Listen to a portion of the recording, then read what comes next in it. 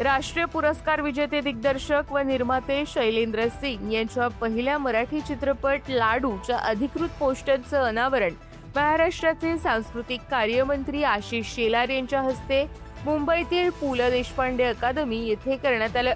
यावेळी चित्रपटातील प्रमुख अभिनेते कर्जतचे प्रदीप गोगटे, सहनिर्माती नीलम लोहार आणि सहदिग्दर्शक यज्ञेश दौंड उपस्थित होते।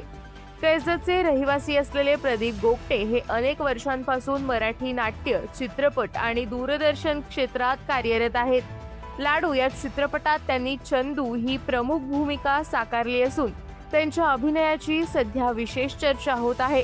मुख्य भूमिकेतील हा चित्रपट त्यांच्या कारकिर्दीतील महत्त्वाचा टप्पा ठरणार आहे।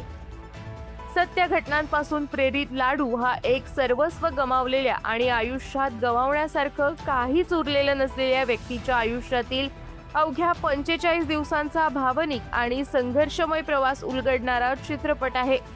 मुंबई, ठाणे आणि कर्जत येथे ब्लॅक अँड व्हाईट स्वरूपात चित्रित करण्यात आलेल्या या चित्रपटात मानवी नातेसंबंध, संघर्ष आणि आशेचा वेध घेण्यात आला आहे।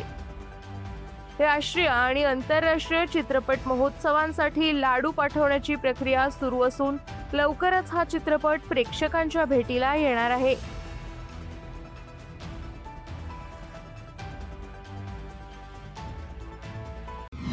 आपल्या परिसरातील ताज्या बातम्या आणि घडामोडी सर्वात अगोदर पाहण्यासाठी कर्जत अपडेटला सबस्क्राइब करायला विसरू नका।